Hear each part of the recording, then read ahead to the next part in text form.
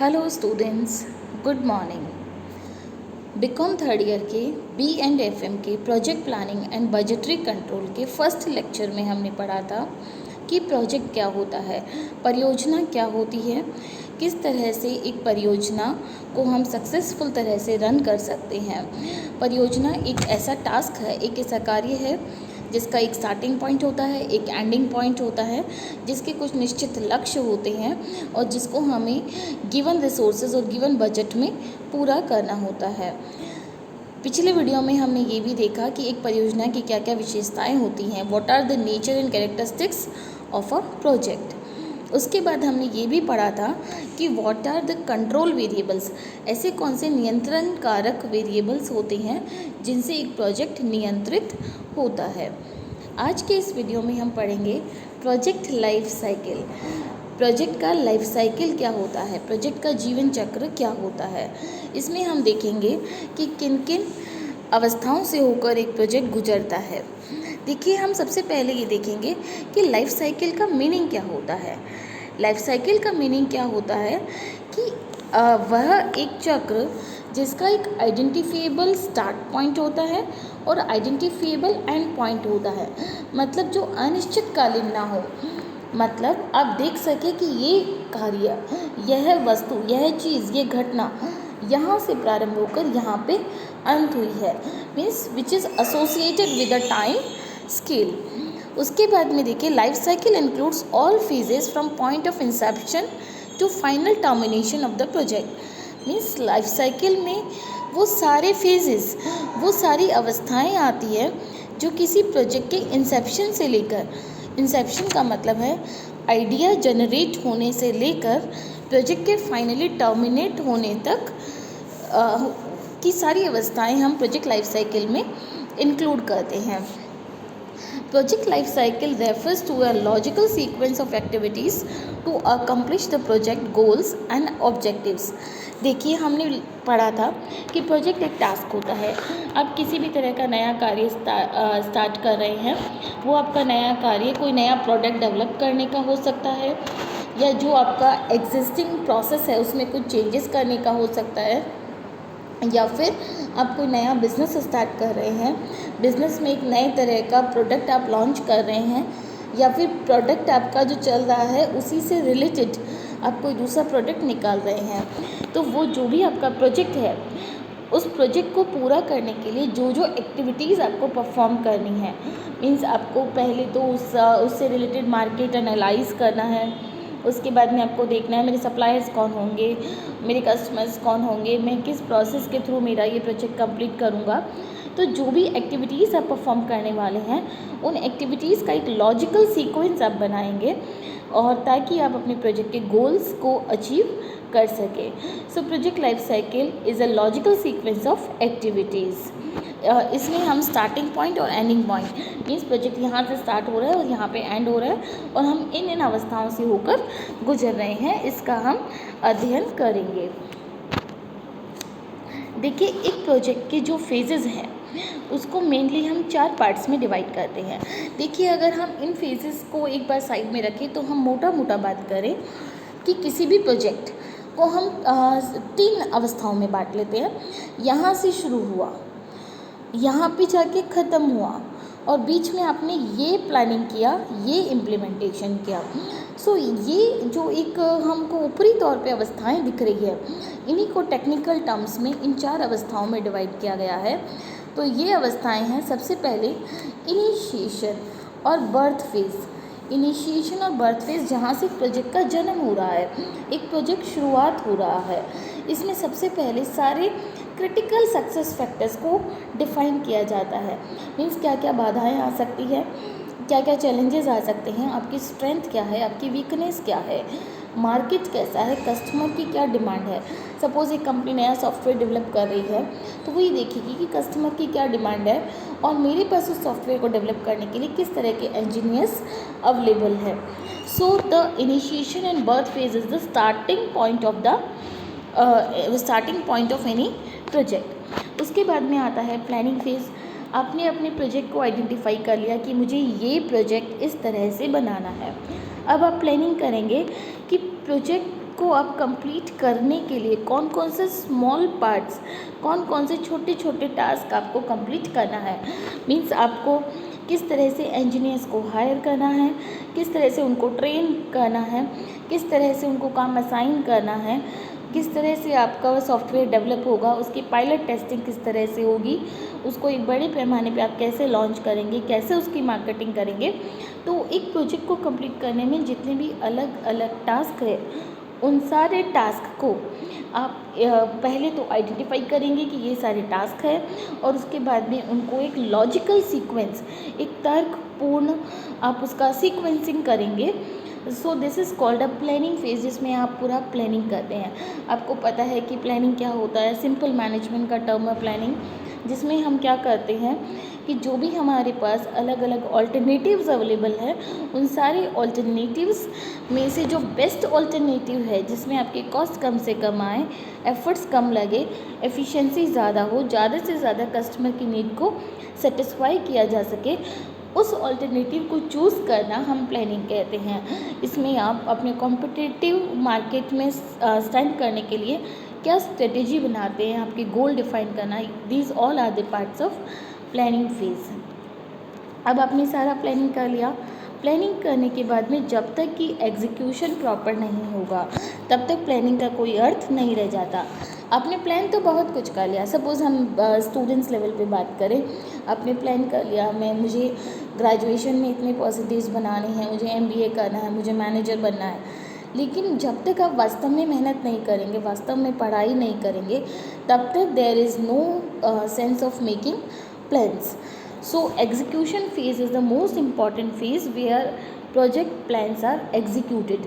जो भी आपने प्लान किया उसको वास्तविक कार्यों में बदला जाता है। And the last phase is closure phase, exit phase. Closure phase and exit phase में क्या है कि आपका प्रोजेक्ट ख़त्म हो गया है, आप उसकी अकाउंटिंग करेंगे, आपका क्या कॉस्ट आया, क्या आपका बजट था, आपका कॉस्ट एक्सीड हुआ या आप उसी बजट में अपना काम कर पाए, आपका टाइम जो आप लेकर चल रहे थे उस पर हुआ नहीं हुआ, जो क्वालिटी, जो एफिशिएंसी आप चाह रहे थे, जो फीचर्स आप अपने प्रोजेक्ट में डालना चाह रहे थे, क्या आपका प्रोजेक्ट ठीक वैसा ही बना है जैसा आप प्लान करके चल रहे थे।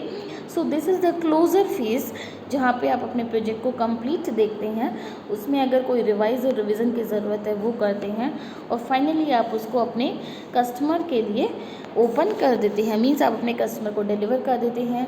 या फिर अगर जो मास प्रोडक्ट है, एक तो होता है ऑन ऑर्डर बनाया हुआ प्रोजेक्ट, आपका 1 to 1 कस्टमर से डीलिंग होता है, और कुछ अगर आपने कोई नया प्रोडक्ट लॉन्च किया है तो प्रोडक्ट आप कस्टमर्स को देंगे, उनके लिए एडवर्टीजमेंट करेंगे, मार्केटिंग चैनल्स को आप बताएंगे कि किस तरह से उनको नए प्रोडक्ट का ऐड करना है।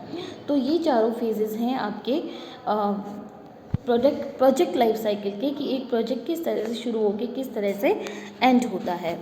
देखिए, इसमें हम एक दो चीज़ और इंक्लूड कर सकते हैं। अगर हम बात करते हैं रिस्क की, तो जैसे जैसे आपका प्रोजेक्ट ख़त्म होने के फर्स्ट फेज़ से लेकर लास्ट फेज़ की तरफ आता है, वैसे वैसे रिस्क कम होती जाती है। मतलब आप जैसे जैसे एक एक फेजेस को क्रॉस करते जाते हैं, एक एक अवस्था को पार करते जाते हैं, वैसे वैसे फेल्योर की रिस्क कम होती जाती है, क्योंकि काम हो चुका, जो काम हो चुका, अब उसके लिए तो कोई रिस्क बाकी नहीं है। तो अगर आप रिस्क का कर्व बनाएंगे तो ये एक डाउनवर्ड स्लोपिंग, नीचे गिरता हुआ कर्व बनेगा। लेकिन कॉस्ट ऑफ चेंज मीन्स परिवर्तन की लागत। अगर आप बहुत सारा काम कर चुके हो और अचानक से आपको कहीं नहीं ये काम ऐसे नहीं ऐसे करना था, तो उस वक्त परिवर्तन करने की लागत बढ़ जाती है। जैसे सपोज़ आपको 10th क्लास में, आप 10th से 11th क्लास में आए, 11th क्लास में आपसे कहा गया कि आपको कॉमर्स की जगह साइंस लेना है। तो अगर आपने केवल 1 ही महीने पढ़ाई की है कॉमर्स की, तो आप कॉमर्स को क्लोज करके और साइंस ले लेंगे। लेकिन अगर आप पूरा 11th कर चुके हैं और उसके बाद आपसे कहा जाए कि नहीं आपको तो साइंस की पढ़ाई करना था, तो उसके बाद परिवर्तन की लागत बढ़ जाती है। तो जैसे जैसे आप प्रोजेक्ट के फेजेस को क्रॉस करते जाते हैं, वैसे वैसे परिवर्तन की लागत बढ़ जाती है। तो अगर आप कॉस्ट ऑफ चेंज का कर्व बनाएंगे तो ये नीचे से ऊपर की ओर बढ़ता हुआ कर्व बनेगा। इसमें 2 वेरिएबल्स कौन से होंगे, एक तरफ तो रहेगा फेजेस और एक तरफ रहेगा कॉस्ट ऑफ चेंज। उसके बाद आता है रिसोर्स अलोकेशन एंड एफर्ट्स। मतलब जो आप संसाधनों को अलोकेट कर रहे हैं और जो आप एफर्ट्स लगा रहे हैं उसका कर्व बनेगा inverse you. Inverse you means आप जब इंग्लिश कैरेक्टर यू को उल्टा बनाते हैं, या फिर आप कह सकते हैं bell shape. Means starting phases में रिसोर्सेज भी कम लगेंगे, एफर्ट्स भी कम लगेंगे, एग्जीक्यूशन फेज में आपके रिसोर्सेज सबसे ज़्यादा लगेंगे और फिर धीरे धीरे क्लोजर की तरफ आएंगे आपके रिसोर्सेज और आपके एफर्ट्स कम होते जाएंगे। सो इस तरह से रिसोर्स अलोकेशन और एफर्ट का जो कर्व है वो पहले ऊपर की तरफ इंक्रीज़ होगा और एक पीक पे जाने के बाद में धीरे धीरे फॉल हो जाएगा। तो ये 3 तरह के कर्व्स मैं यहाँ पे नोट कर देती हूँ। One is risk. रिस्क का कर्व जो है वो ऊपर बढ़ता हुआ रहेगा।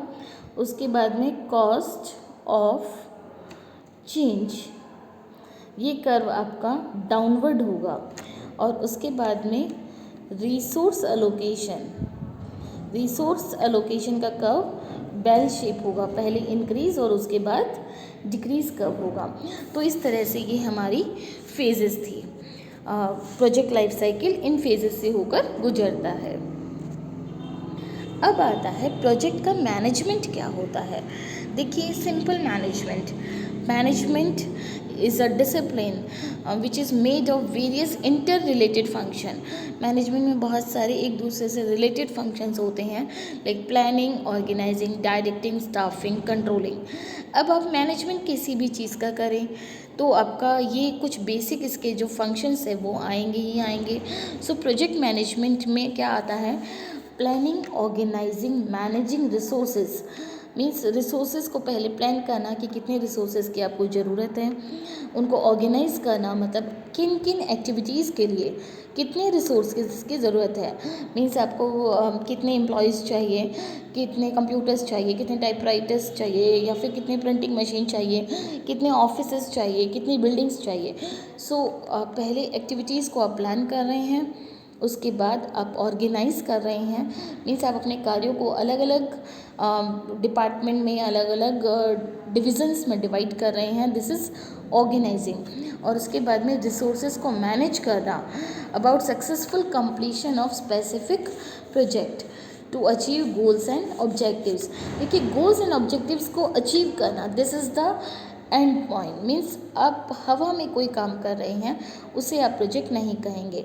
अगर कहीं भी मैनेजमेंट है तो गोल्स एंड ऑब्जेक्टिव्स होंगे ही होंगे। Project management is composed of several different types of activities. Project management में बहुत सारी अलग अलग तरह की एक्टिविटीज़ इंक्लूड होती है। और वो एक्टिविटीज़ क्या है, देखिए, सबसे पहले आता है analysis and design of objectives and events. आप सबसे पहले अपना ऑब्जेक्टिव डिफाइन करेंगे, आप अपनी इवेंट्स, कौन कौन सी एक्टिविटीज़ परफॉर्म करनी है, कौन सी इवेंट्स आपको परफॉर्म करनी है। उसके बाद में आएगा planning the work according to the objectives. आप अपने काम की प्लानिंग करें, आप अपने काम की प्लानिंग अपने ऑब्जेक्टिव्स के अकॉर्डिंग करें कि मेरे को ये ऑब्जेक्टिव्स अचीव करने हैं तो मुझे क्या क्या टास्क परफॉर्म करना रहेगा। उसके बाद आता है assessing and controlling the risk. आप जो प्रोजेक्ट करने वाले हैं, आप जो प्रोजेक्ट शुरू कर रहे हैं, उसमें क्या क्या रिस्क हो सकती है, किस किस तरह के फेल्योर के चांसेस हो सकते हैं, कैसे कैसे कॉस्ट बढ़ सकती है और किस तरह से आप उसको मिनिमाइज़ कर सकते हैं। उसके बाद में आता है एस्टिमेटिंग रिसोर्सेज। अब आपको एक प्रोजेक्ट को कंप्लीट करने के लिए कितने रिसोर्सेज की रिक्वायरमेंट है, कौन कौन से रिसोर्सेज की रिक्वायरमेंट है, आप उन रिसोर्सेज को लिस्ट आउट करेंगे। वो रिसोर्सेज आपको कहाँ से लेना है, कहाँ से मंगवाना है, कहाँ से बाय करना है, कितने एम्प्लॉयज़ की रिक्वायरमेंट है, वो एम्प्लॉयज़ आप कैसे हायर करेंगे, इंटरनल रिक्रूटमेंट होगा या एक्सटर्नल रिक्रूटमेंट होगा। सो इस तरह से रिसोर्सेज को एस्टिमेट करना, रिसोर्सेज को जुटाने के बाद रिसोर्सेज को प्रॉपर अलोकेट करना, रिसोर्सेज का ऑप्टिमम यूटिलाइजेशन किसी भी प्रोजेक्ट का एक ऑब्जेक्टिव होता ही होता है। मतलब रिसोर्सेज का वेस्टेज नहीं होना चाहिए। आपको जो भी काम करना है आप कम से कम वेस्टेज पे वो काम करेंगे। So allocation of resources is again a very important part of project. Work को ऑर्गेनाइज करना। देखिए, unorganised work can never lead to achievement of goals.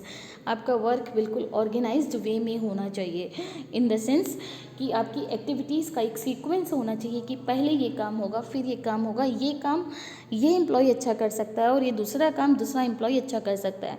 So organising the work according to the need of time and according to the efficiency of employees. Acquiring human and material resources, जो भी human resources, जो भी material resources आपको required है।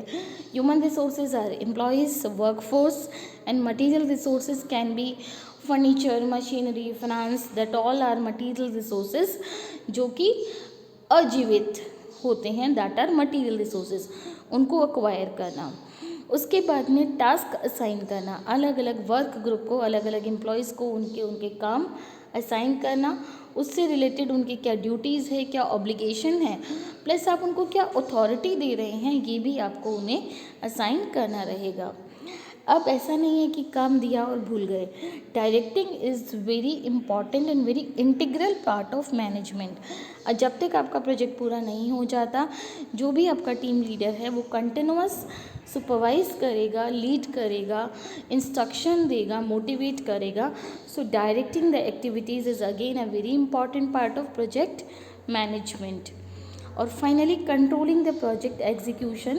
Controlling the project execution means आप जो target लेकर चले थे और जो आपके एक्चुअल रिजल्ट्स है, उन दोनों को आपस में कंपेयर करना, और जो भी डिफरेंसेस आ रहे हैं कि अगर कॉस्ट में कोई डिफरेंस आ रहा है, या क्वालिटी में कोई डिफरेंस आ रहा है, या टाइमिंग में कोई डिफरेंस आ रहा है, तो वो डिफरेंस नेगेटिव है या पॉजिटिव है। अगर पॉजिटिव डिफरेंसेस हैं, मतलब अगर कंपनी को किसी तरह की बचत हुई है, तो आप उन कंसर्न एम्प्लॉयज़ को मोटिवेट करें, उन्हें गिफ्ट दें, उन्हें बोनस दें। और अगर कोई नेगेटिव डिफरेंसेस है तो आप उसके कारणों का पता लगाएं और आप ज़रूरत के हिसाब से फाइनेंशियल पनिशमेंट दे सकते हैं, या आप किसी तरह के आप किसी तरह का उन्हें वार्निंग दे सकते हैं, नोटिस दे सकते हैं, जैसा भी आपके डिफरेंसेस की रिक्वायरमेंट है उसके हिसाब से। So these all are the activities which are performed in a project management. तो हमने आज के लेक्चर में कवर किया कि प्रोजेक्ट का लाइफ साइकिल क्या होता है, एक प्रोजेक्ट किन किन अवस्थाओं से होकर गुजरता है, उसमें रिस्क किस तरह से कम होती जाती है, किस तरह से कॉस्ट ऑफ चेंज, परिवर्तन की लागत बढ़ती जाती है, रिसोर्स एलोकेशन पहले कम फिर बढ़ता हुआ और बाद में कम होता है, और उसके बाद हमने पढ़ा प्रोजेक्ट मैनेजमेंट कि किस तरह से प्रोजेक्ट मैनेजमेंट में कौन कौन सी एक्टिविटीज़ परफॉर्म करना होता है। इसके बाद में देखिए कि जो भी हमारी प्रोजेक्ट की अवस्थाएं हैं, जो हमने पिछली स्लाइड में पढ़ी थी, ये अवस्थाएं ज़रूरी नहीं है कि एक के बाद एक ही हो। ये इनकी 3 पैटर्न हो सकते हैं। First first sequence. सीक्वेंस का मतलब होता है कि एक एक्टिविटी ख़त्म हुई, दूसरी उसके बाद ही स्टार्ट होगी, और दूसरी के ख़त्म होने के बाद ही तीसरी स्टार्ट होगी। This is called sequence. उसके बाद में आता है ओवरलैपिंग। ओवरलैपिंग का मतलब क्या होता है कि आपका फर्स्ट फेज़ चल रहा है, उसके साथ साथ मतलब कि थोड़ा सा आपका फर्स्ट फेज़ का काम हुआ और आपने दूसरा फेज़ स्टार्ट कर दिया, दूसरा फेज़ चल रहा है और आपने तीसरा फेज़ स्टार्ट कर दिया। This is called overlapping. Overlapping. उसके बाद में आता है पैरेलल। पैरेलल का मतलब होता है ऐसा प्रोजेक्ट जिसमें कुछ अवस्थाएं साथ साथ स्टार्ट और साथ साथ एंड हो सकती है। This is called parallel. तो ये है आपका कि एक प्रोजेक्ट में जो फेजेस हैं उनका क्रम क्या हो सकता है। अगले वीडियो में हम कवर करेंगे कि what is project identification and what is project selection. Thank you.